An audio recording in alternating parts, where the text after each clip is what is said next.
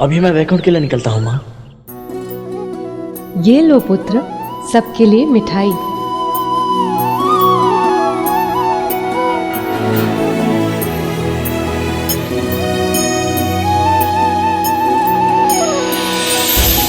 सदैव सुखी रहो।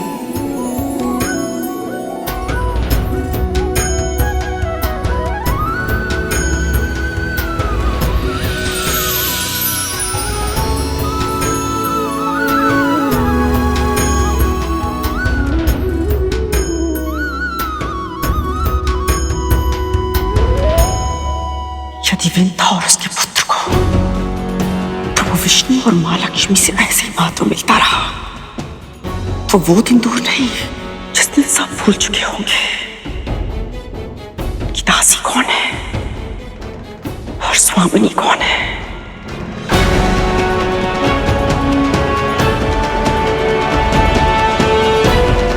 कद्रू, तुम्हारे चेहरे पे एक और दाग।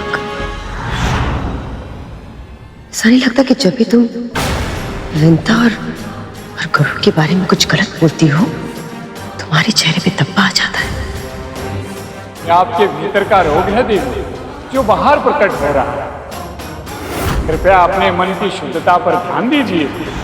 इसका अर्थ है देवर्षि नारद सत्य कह रहे थे। इन दोनों के कारण मेरी चिंता बढ़ती जा रही है और मेरी सुंदरता बिगड़ती जा रही है। पर कब तक षड्यंत्र करेगी है? बस एक बार मेरे पुत्रों को अमृत मिल जाए, फिर सदैव सदैव के लिए मेरी चिंता समाप्त हो जाएगी। अमृत पाने की तुम्हारी इच्छा ही रह जाएगी कद्रू, क्योंकि जब तक विवाह संपन्न होगा मेरे पुत्र सारा अमृत चुरा चुके होंगे।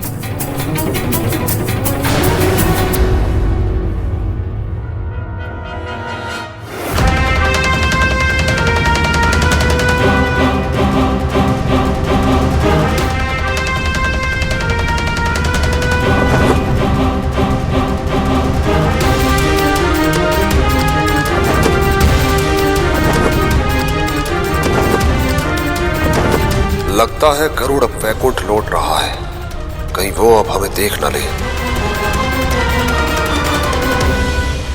गया गरुड़ वापस। अब चलिए महाराज, मंथन आरंभ करते हैं। खाना भी नहीं, अभी तो केवल हल्दी हुई राहु। जब तक बारात वैकुंठ से निकलकर लक्ष्मी निवास तक नहीं पहुंच जाती, तब तक किसी न किसी रीति के कारण किसी न किसी का आना जाना होता रहेगा। हमें उचित अवसर की प्रतीक्षा करनी होगी राहु। मैंने ये कभी नहीं सोचा था कि मैं ये सब कहूंगा, पर मुझे कहना पड़ रहा है। अब तो मेरा भी मन हो रहा है महाराज कि शीघ्र ही ये सभी रीतियां समाप्त हो और विष्णु बारात लेकर लक्ष्मी निवास पहुंचे, ताकि हम यहाँ अमृत पाने का प्रयास आरंभ कर सकें। धैर्य राहु, धैर्य। आप सभी विश्वास नहीं करेंगे वहां क्या हुआ। मैंने माता लक्ष्मी का हल्दी उत्सव देखा, साक्षात अपने बाल रूप में। प्रभु, माता लक्ष्मी इतनी सुंदर लग रही थी कि मैं वर्णन भी नहीं कर सकता। देवी लक्ष्मी ने मेरे सखा के लिए कोई संदेश नहीं भेजा करो। नहीं तो महादेव, परंतु हाँ, माँ पार्वती ने हम सभी के लिए मिठाई भेजी है।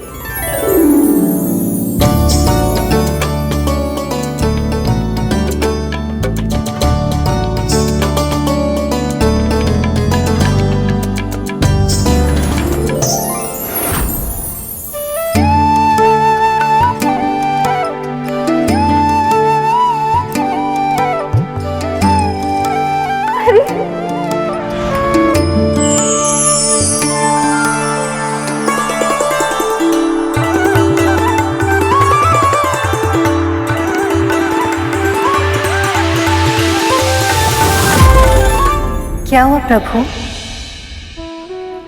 सब जानकर भी अनभिज्ञ बन रही हैं देवी। ऐसा नहीं है प्रभु, मैं आपकी भावनाएं समझ सकती हूँ, पर क्या देवी? मैं आपको साक्षात देखना चाहता हूं, आपसे भेंट करना चाहता हूं। प्रभु, आप तो अधैर्य हो गए। और आप नहीं हो रहे। सत्य कहिए देवी, क्या आपका मन नहीं करता कि आप प्रत्यक्ष रूप में मुझे देखें? मेरे मन में उठती भावना तरंगों का अपने हृदय सागर में अनुभव कर, विरह के वर्षों का कष्ट साझा कर, भविष्य सुख की आशा का संबल दे। कहिए लक्ष्मी, क्या आप नहीं चाहते कि हम दोनों आमने सामने हों और कुछ क्षण एक दूसरे से बातें करें?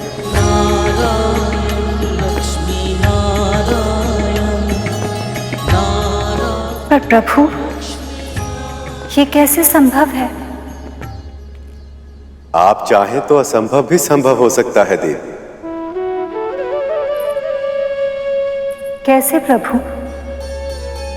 हल्दी लग चुकी है, अब कोई भी मुझे आपसे मिलने की अनुमति नहीं देगा। देवी पार्वती और अन्य सखी हमेशा मेरे साथ रहती है, दिन रात आठों पहर में पहरे में रहती हूँ। और यदि ये पहरा तोड़कर मैं आपसे भेंट करने आऊं तो?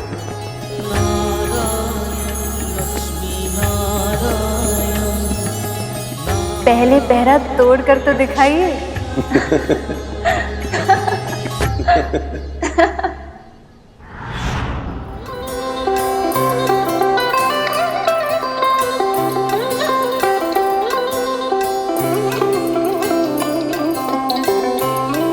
मैं आपके मन की व्यथा समझ सकता हूं सखा। आपका शरीर तो यही है, पर मन कहीं और ही है।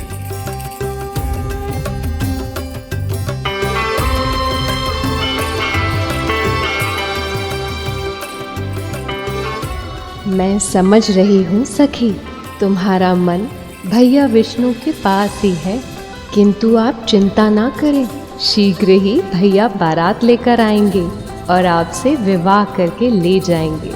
फिर जी भर के निहारते रहिएगा उन्हें।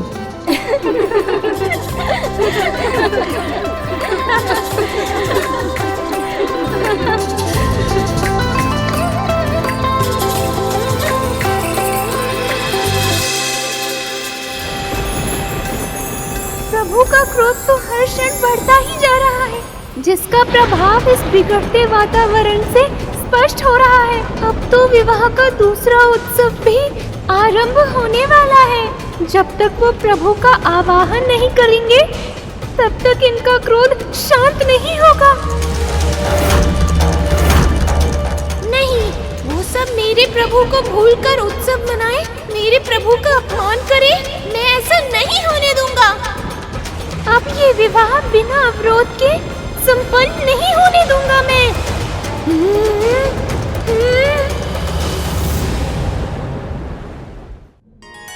लक्ष्मी ने चुनौती दी है मुझे कि यदि मैं पहरा तोड़कर उनसे भेंट कर पाऊं तो करके दिखाऊं।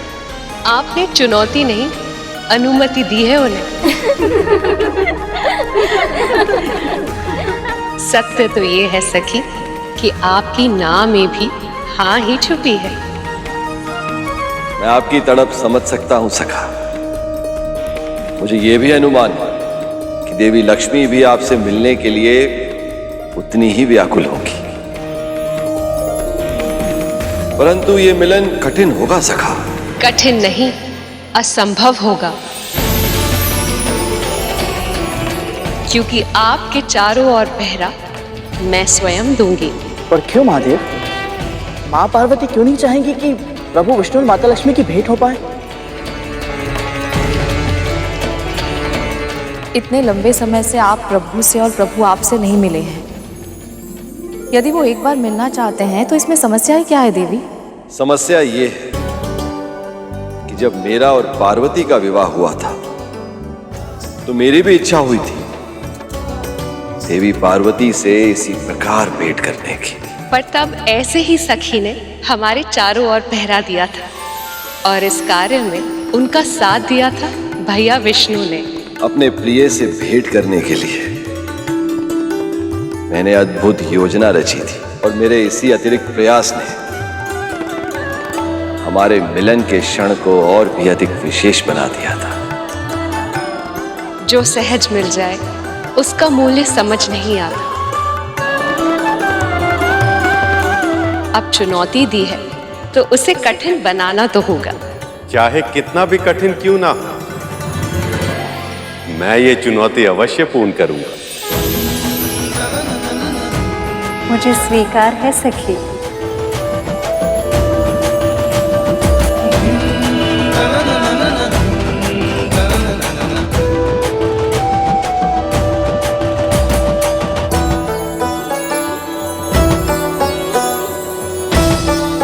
मुझे कोई चिंता नहीं है प्रभु, क्योंकि मुझे पूर्ण विश्वास है आप जो ठान ले उसे पूरा होना ही है।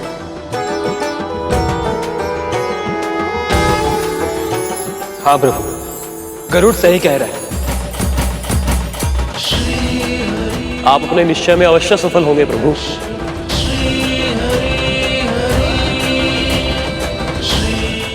स्वयं देवी लक्ष्मी ने चुनौती दी है और पार्वती जी पहरा दे रही हैं। ऐसे में कैसे पूरी हो पाएगी ये चुनौती?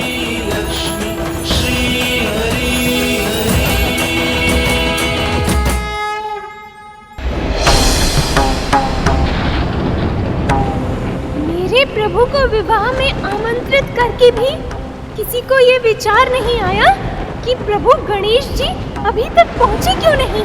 ये घोर अन्याय है। त्रिदेव ने स्वयं प्रथम पूज्य का आशीर्वाद दिया था मेरे प्रभु को और उन्हें ही भूल गए। किंतु न्याय मैं करूंगा।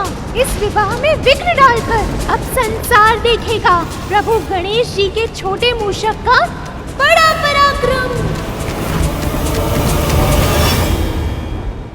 मैं किसी की मंशा को सफल नहीं होने दूंगा। मैं अपने प्रभु को साक्षी मानकर प्रण लेता हूँ कि अब ये विवाह नहीं होगा। मैं अपने प्रभु के अपमान का प्रतिशोध लूंगा।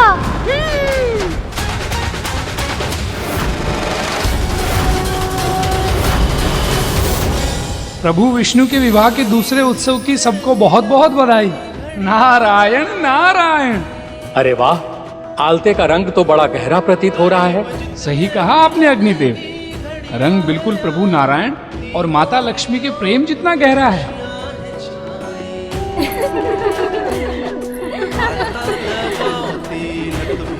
माँ, ये मेहंदी को छूकर आशीर्वाद दें ताकि हम भी इसे लगाकर सौभाग्य प्राप्त कर सकें।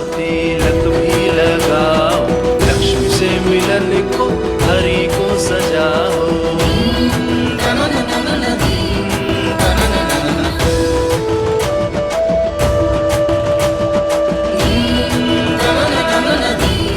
वैसे माता लक्ष्मी की मेहंदी तो रंग लाएगी ही। प्रभु विष्णु इनसे इतना प्रेम जो करते हैं।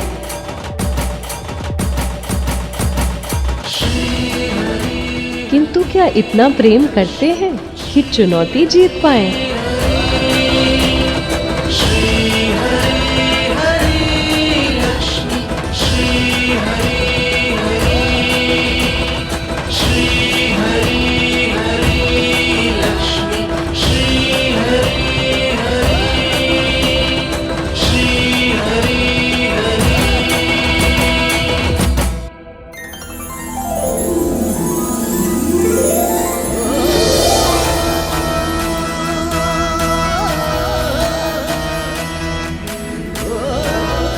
ये हुई ना बात।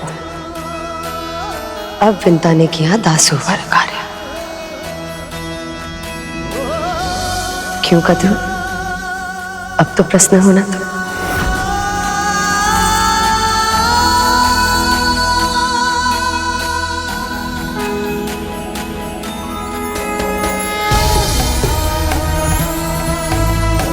इन हाथों की रेखाएं सज गई आज।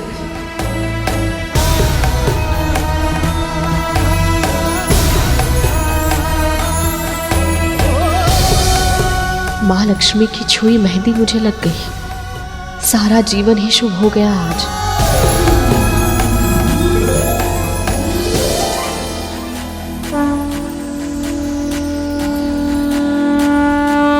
वैसे कतरू, मैं सोच रही थी कि तुम ऐसा धब्बों वाला मुख लेकर विवाह में कैसे सम्मिलित होगी। अच्छा नहीं लगेगा ना।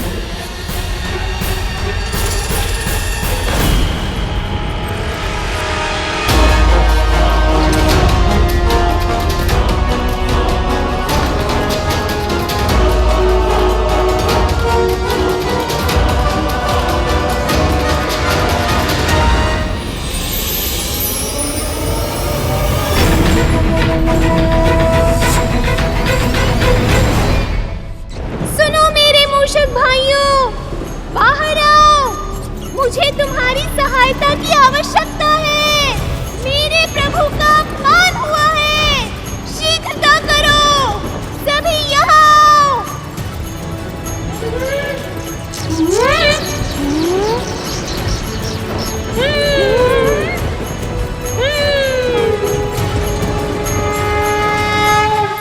पुत्री, विवाह का जोड़ा पहनने से पहले आपको सभी शुभ वस्तुओं के साथ मंदिर जाकर देवी माँ की पूजा करनी चाहिए।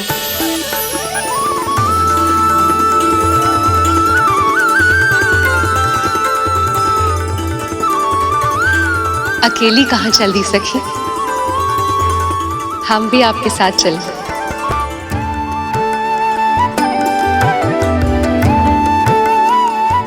हम भी चलें? नहीं कतरू, रहने देते हैं।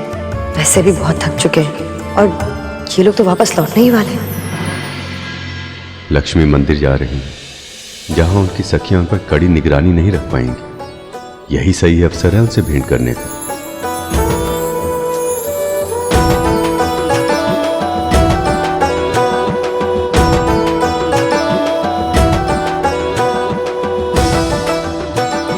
माँ लक्ष्मी, अब तो आप ही कोई मार्ग सजाइए। कुछ भी कीजिए, परंतु एक बार प्रभु से भेंट कर लीजिए। मन तो मेरा भी बहुत है, पर मैं चाह कर भी स्वयं कुछ नहीं कर सकती। देवी लक्ष्मी के दर्शन का सौभाग्य तो प्राप्त हो गया प्रभु। अब आप दर्शन देकर मेरा जीवन धन्य कर दीजिए। कुछ ऐसा कीजिए कि आप माता लक्ष्मी से भी मिले और किसी को दिखाई भी ना दें, ताकि आप चुनौती भी जीत जाएं और माता लक्ष्मी की आपसे भेंट करने की इच्छा भी पूर्ण हो जाए। सदा से भगवान भक्तों की समस्या का समाधान करते आए, आज एक भक्त ने भगवान की समस्या का समाधान कर दिया। अब तो देवी के मंदिर में ही भेंट होगी लक्ष्मी।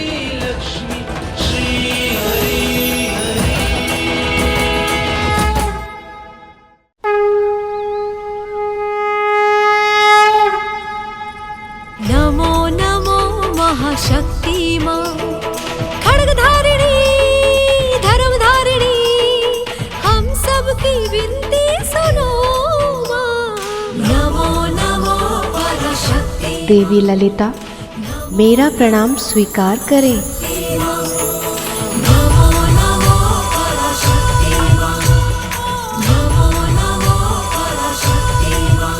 हे माँ ललिता, माता लक्ष्मी के इस शगुन के जोड़े पर विशेष आशीर्वाद दें। माँ, ऐसी कृपा करना कि मुझे उनके दर्शन भी हो जाए और वे चुनौती भी जीत जाए।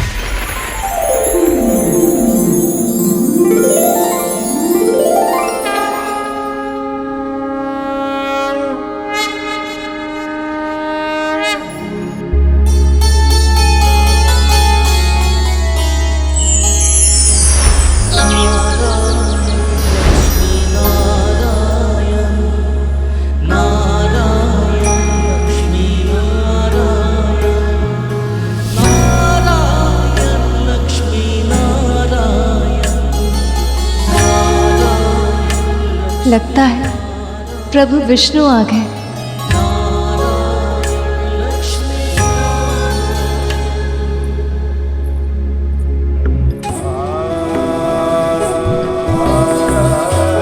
प्रभु, प्रभु,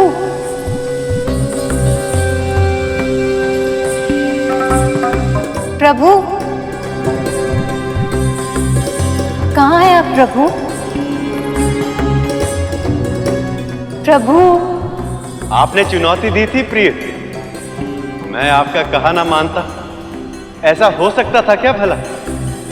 पर अब जब मैं आपको देखकर आनंद रस में डूब रहा हूं, तो इस लुका छिपी में भी एक अलग ही आनंद आ रहा है। पीपल का पेड़, इसमें तो प्रभु विष्णु निवास करते हैं।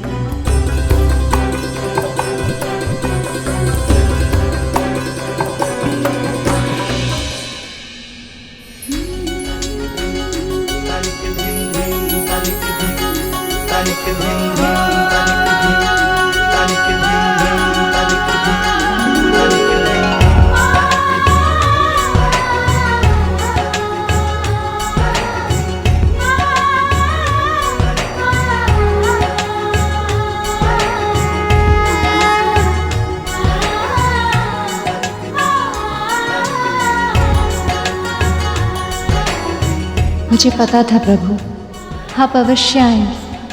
अपने प्रिय की बात खाली नहीं जाने देंगे आप।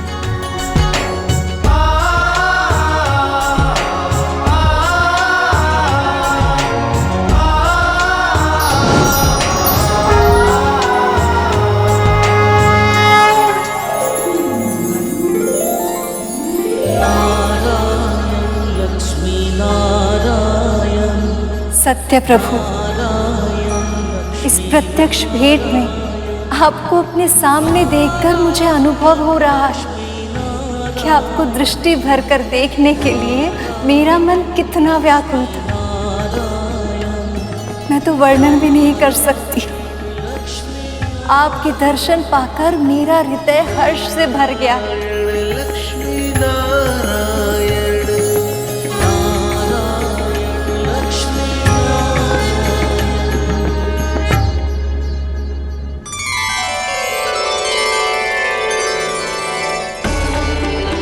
विंता, सखी लक्ष्मी कहाँ गई?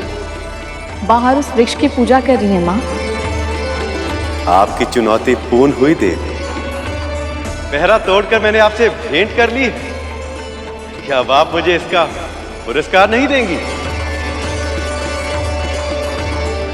क्या चाहिए प्रभु? आपका साथ। जिन्होंने हमें सताया, बस उन्हें सताना चाहता हूं मैं।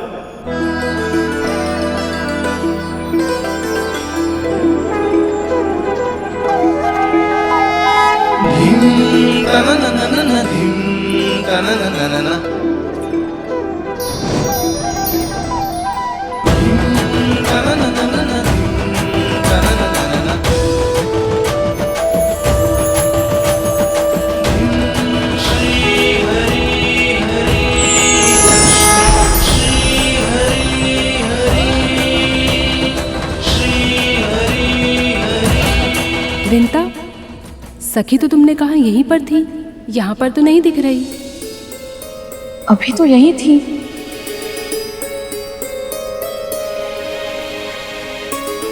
अचानक कहाँ? ऐसे हल्दी के बाद और विवाह से पहले कहीं जाना नहीं चाहिए। मैंने स्वयं देखा था, माँ उस वृक्ष की पूजा कर रही थी।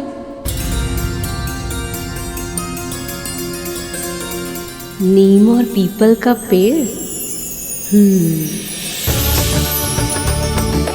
जब हम यहाँ पर आए थे तब तो ये वृक्ष यहाँ पर नहीं था।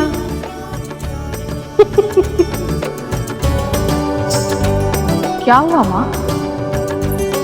विष्णु भैया, मैं अपनी पराजय स्वीकार करती हूँ। आपने चुनौती पूरी कर ली।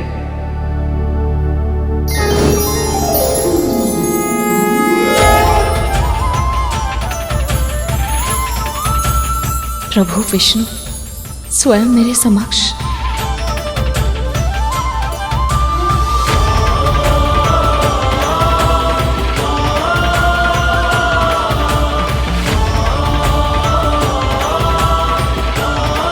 प्रभु, माँ, ये कैसे? पीपल के जड़ में भैया विष्णु का वास होता है और इसीलिए इस वृक्ष को शुभ माना जाता है। सदैव प्राणदायक वायु उत्सर्जन करता है ये वृक्ष। इसके पत्तों से कई रोग मुक्त हो जाते हैं और नीम के वृक्ष में सखी लक्ष्मी का निवास स्थल है। इसके पत्तों से चर्म रोग दूर होते हैं और आयु में वृद्धि होती है। अगणित औषधिक गुण होते हैं इस वृक्ष में। जिस प्रांगण में ये दोनों वृक्ष एक साथ विद्यमान हो, वो मंदिर बहुत सिद्ध हो जाता है।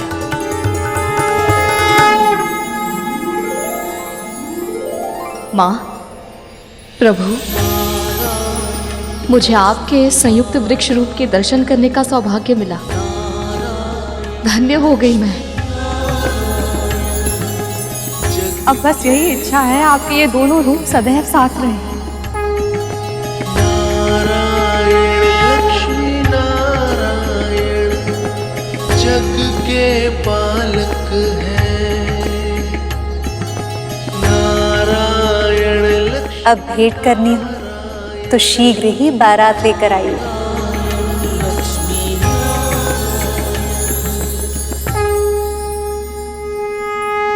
प्रभु विष्णु सारी चुनौतियां जीत सकते हैं, किंतु मेरी और मेरे मूषकों की आने वाली चुनौती नहीं जीत पाएंगे। मैंने प्रभु के वस्त्र और आभूषण तैयार कर दिए हैं। वहाँ माँ भी लक्ष्मी माता के लिए तैयारी में व्यस्त होंगी। सोचा नहीं था इस जीवन में मुझे प्रभु विष्णु और माता लक्ष्मी के दर्शन होंगे। गरुड़ के कारण मेरा पूरा जीवन सफल हो गया। ऐसा पुत्र ईश्वर सभी को दे।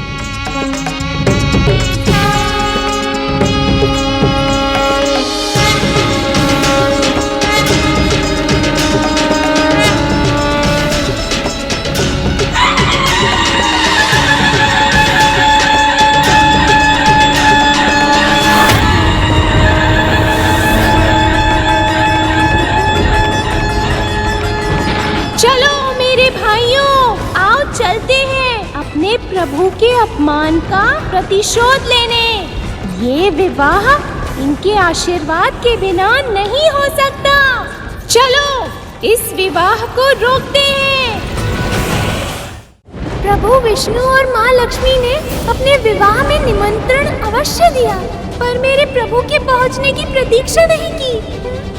उन्होंने दीप अवश्य जलाया, पर मेरे प्रभु का आवाहन नहीं किया। पर हम अपने भगवान का ये अनादर सहन नहीं करेंगे।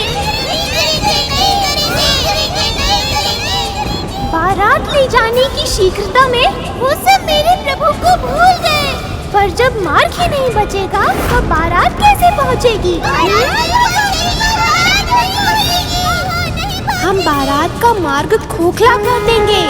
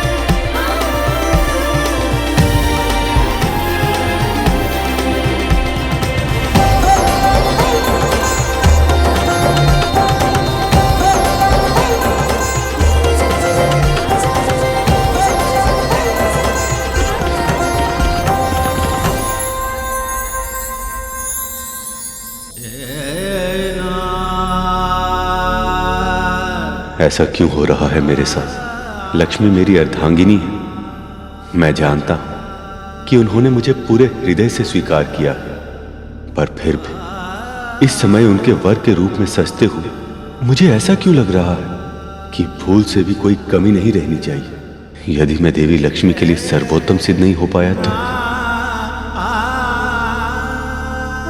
स्वामी ने मुझे अपने हृदय में स्थान दिया है। मुझे एक बार देख पाने के लिए कितने यत्न किए हैं इन्होंने, पर अब जब हमारी मिलन का क्षण निकट है, मेरा हृदय इतनी तीव्र गति से क्यों धड़क रहा है? अनंत काल से हम दोनों एक दूसरे के साथ हैं, तो फिर मेरा मन इतना व्यग्र क्यों है, जैसे वो मुझे पहली बार देखने आ रहे हैं। यदि मैं उनके लिए सर्वोत्तम सिद्ध नहीं हो पाई तो? चलिए प्रभु, रथ तैयार है।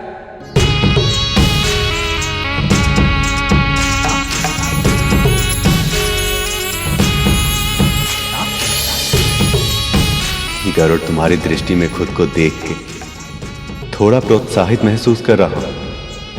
प्रभु की बारात निकलने का समय आ गया है। आपके मिलन का क्षण आ पहुंचा है।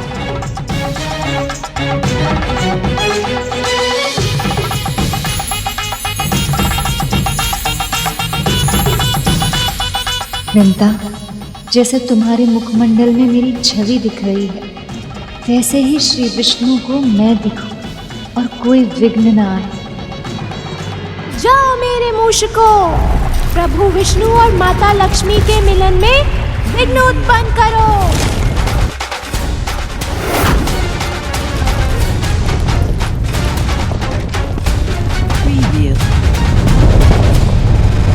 विघ्न आएगा तभी पता चलेगा कि विघ्नहर्ता के अपमान का परिणाम क्या होता है।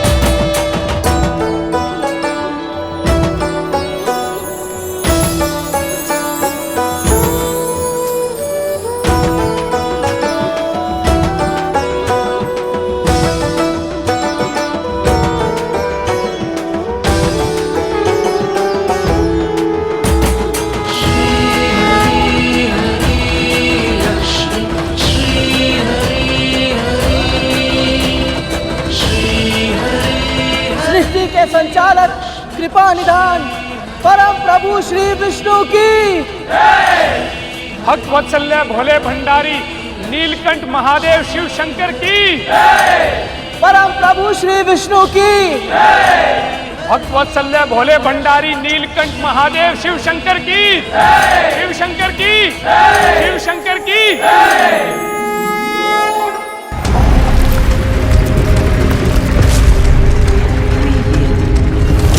शीघ्रता करो, प्रभु विष्णु की बारात इसी मार्ग से जाएगी।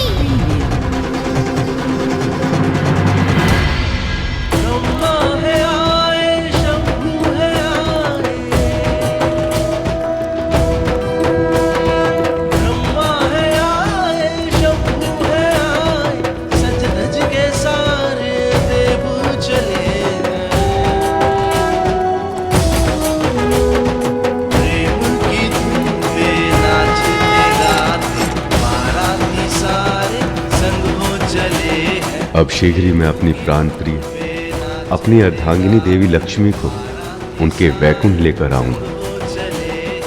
शीघ्र आ जाइए प्रभु, इस पल के लिए मैंने बहुत प्रतीक्षा की है।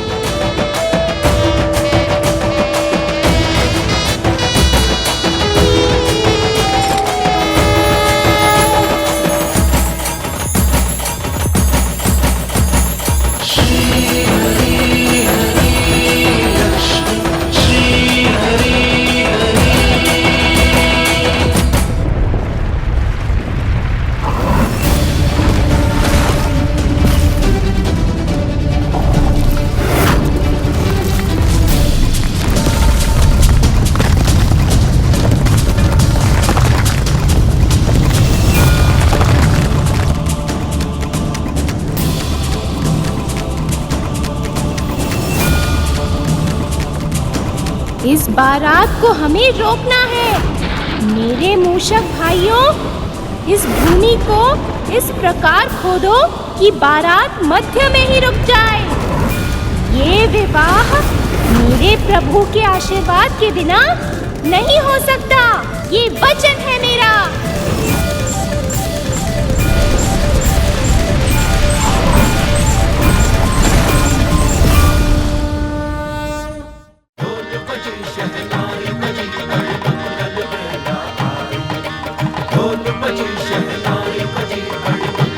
जाओ मेरे मूषकों, विघ्न आएगा तभी पता चलेगा कि विघ्नहर्ता के अपमान का परिणाम क्या होता है।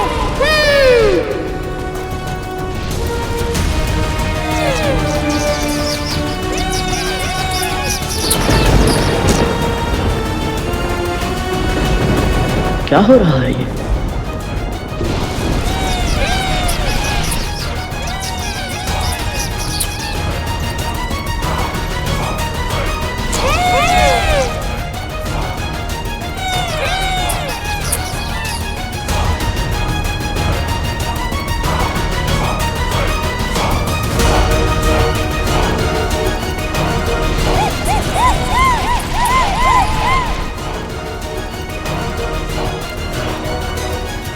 अब शीघ्र ही मेरे मूषक बारात का मार्ग खोखला कर देंगे और बारात फंसी रह जाएगी।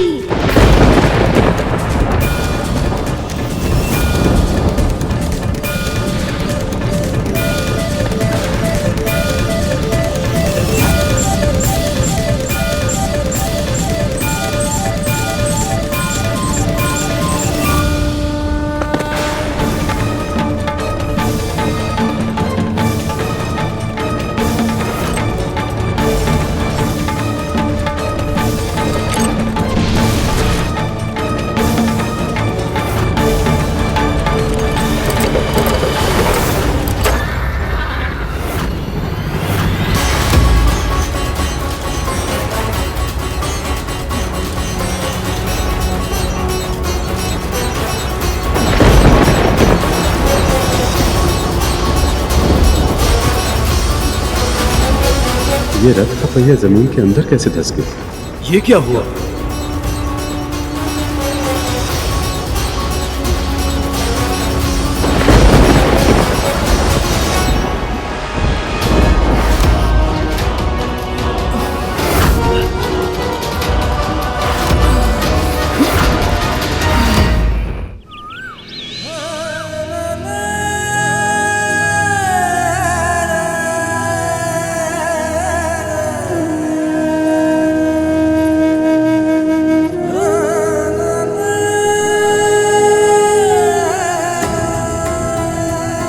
अभी तक बारात आई क्यों नहीं?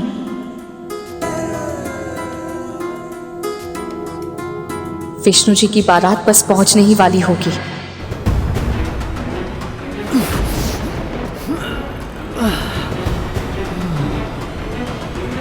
वायुदेव, अग्निदेव, अवश्य देवराज।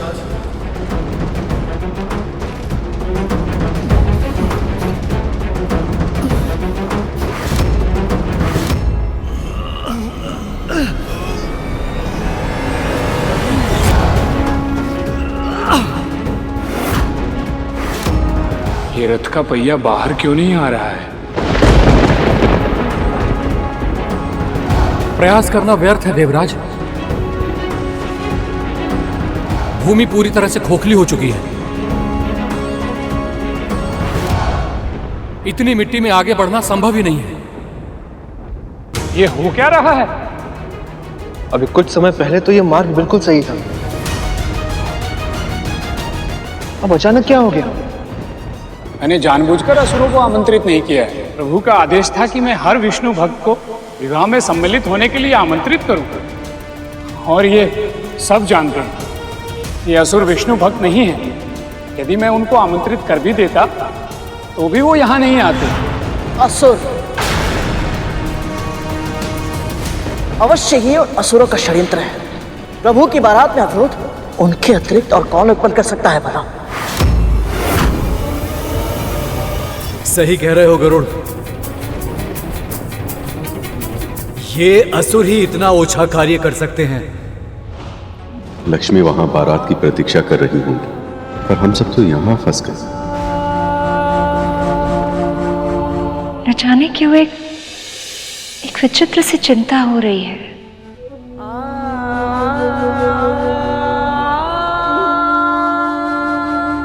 प्रेम, ये भावना ही बहुत विचित्र है देवी। विरह में भी चिंता का अनुभव होता है और मिलन में भी, पर शीघ्र ही ये स्थिति अतीत बन जाएगी जब परम प्रभु आपका पाणी ग्रहण करेंगे और आपका वर्तमान बन जाएंगे।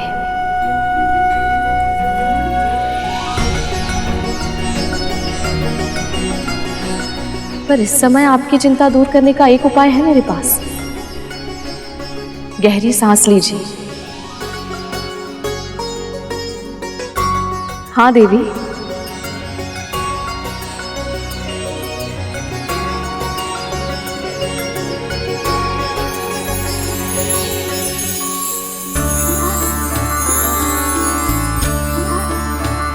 सखी, अब विंता को भी दासी के रूप से निकाल के साड़ी के रंग में ढाल दो। अवश्य सखी।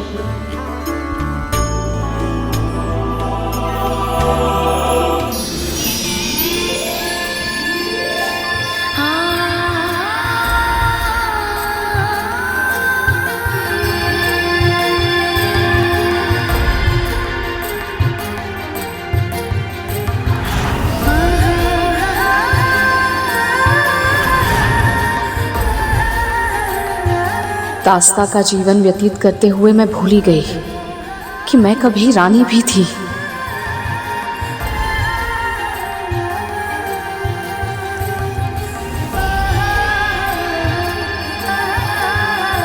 आपकी कृपा अपरंपार है देवी,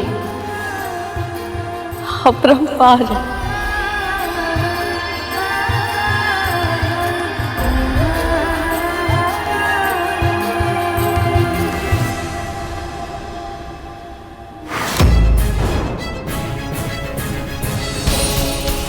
अभी तक इसे मुझसे अधिक आदर और सम्मान तो मिल ही रहा था, अब इसे एक रानी के वस्त्र और आभूषण भी दे दिए। इस दासी को बार बार मुझसे अधिक महत्व क्यों मिल रहा था?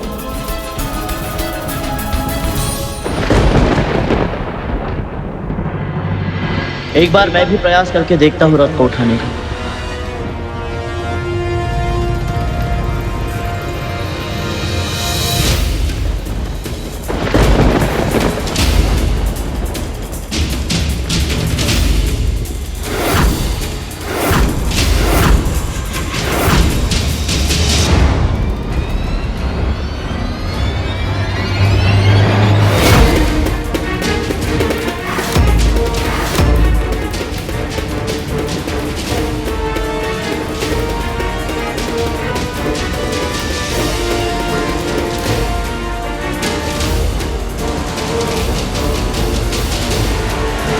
रुक जाइए।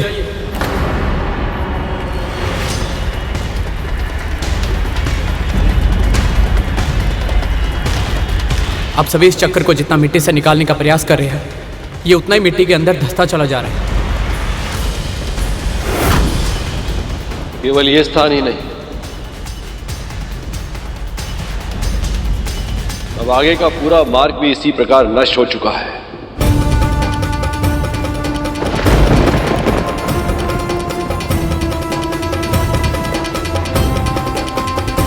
अब बारात और सखा के रथ को इस मार्ग से ले जाना असंभव है।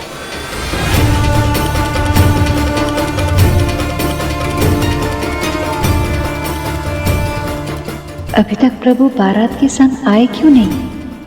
इतना विलंब क्यों हो रहा है उन्हें आने में? नारायण नारायण। ये विघ्न दिखने में भले ही छोटा लग रहा हो प्रभु, इसके पीछे अवश्य ही किसी दिव्य शक्ति का हाथ है।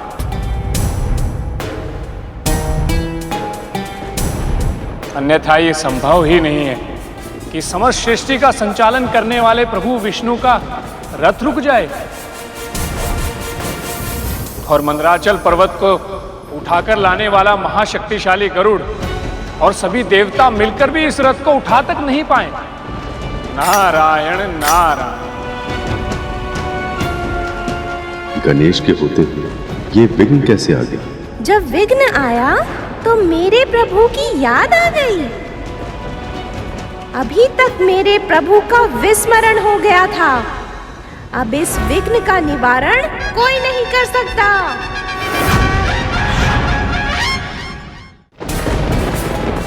इतनी बड़ी भूल कैसे हो गई मुझसे? अखंड दीप जल गया है सखा। देवी लक्ष्मी ने दीप प्रज्वलित कर दिया है, अर्थात गणेश जी सीधा लक्ष्मी भवन में पहुंचे हैं। देवी लक्ष्मी से मिलन की खुशी में इतनी बड़ी भूल हो गई मुझसे। बिना गणेश जी के आवाहन के ही विवाह की रस्मों का आरंभ कर दिया मैंने।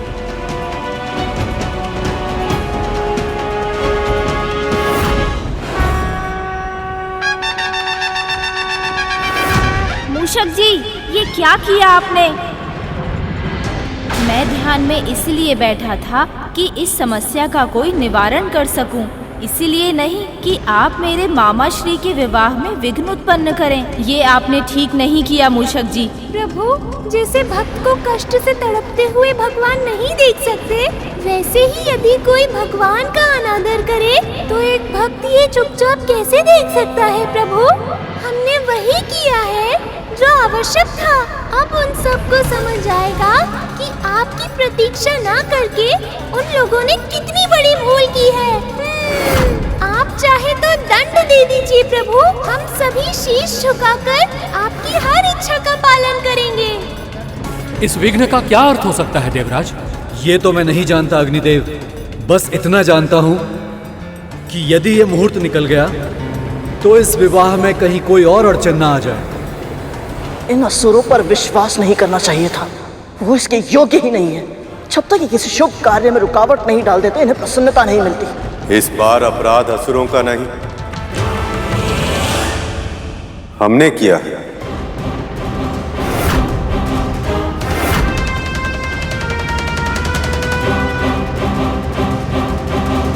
वो ये आप क्या कह रहे हैं?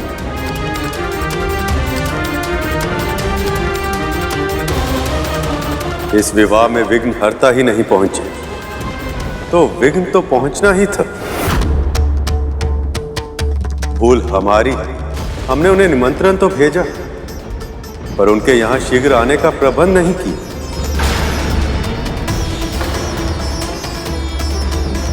गणेश ऐसा नहीं कर सकता सखा। मैं अपने पुत्र को जानता हूं, वो जानबूझकर आपके विवाह में अवरोध उत्पन्न नहीं कर सकता।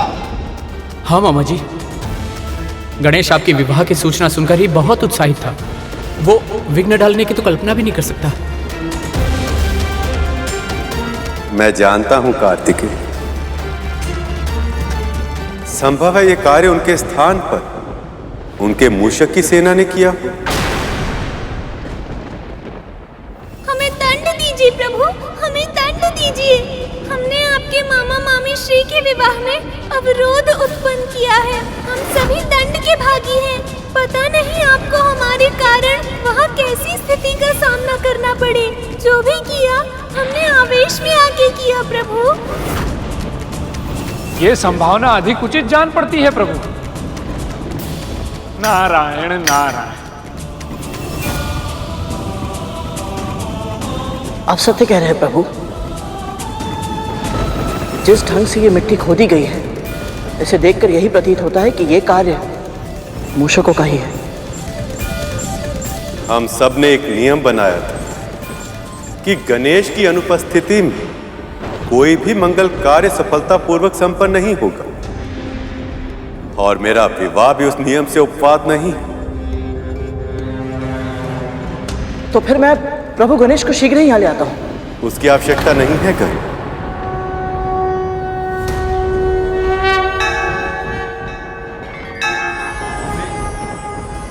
हमसे बहुत बड़ी भूल हो गई गणेश जी, हमें क्षमा कर दीजिए। कृपया हमारा आवाहन स्वीकार कर इस विवाह में शामिल होकर सारे विघ्न दूर करें। प्रभु विष्णु ने स्वयं मेरा आह्वान किया है। दंड नहीं, भोज मिलेगा। उत्तम स्वादिष्ट व्यंजन, नृत्य, संगीत और सबसे बढ़कर मेरे मामा मामी श्री की प्रसन्नता का साक्षी बनने का अवसर मिलेगा मुझको। देख क्या रहे हो, प्रस्थान की तैयारी करो। मेरे मामा मामी श्री का विवाह है और उन्होंने मेरा आह्वान किया है।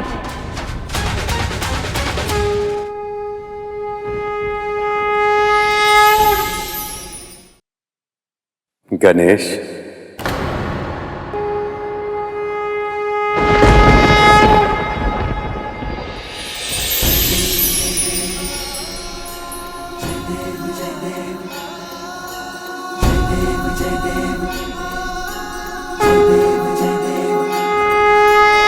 प्रणाम मामाश्री, प्रणाम पिताश्री।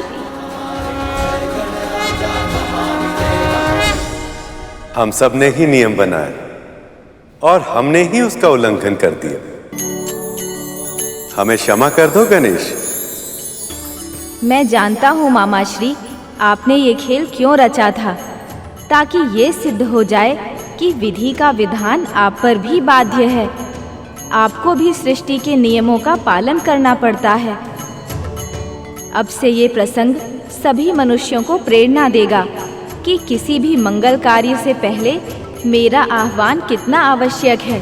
कुछ क्षणों के लिए मुझे भूलकर आपने सभी को मेरे महत्व का स्मरण करवा दिया है मामाश्री। इसके लिए मैं सदैव आपका आभारी रहूंगा। अब आपको मामी श्री तक शीघ्र पहुंचाने का दायित्व मेरा है।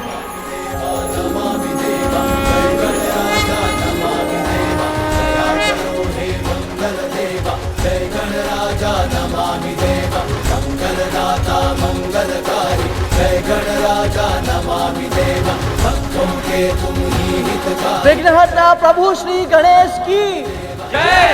विघ्नहर्ता प्रभु श्री गणेश की जय। विघ्नहर्ता प्रभु श्री गणेश की जय।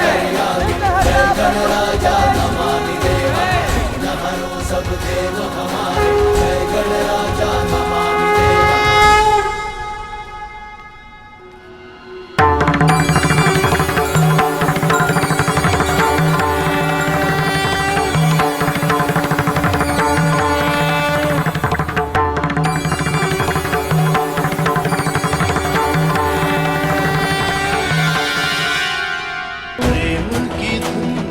नाचते गाते बाराती सारे संग हो चले हैं। प्रेम की धुन पे नाचते गाते बाराती सारे। अब देवी लक्ष्मी और मेरे मिलन में कोई विघ्न नहीं आएगा।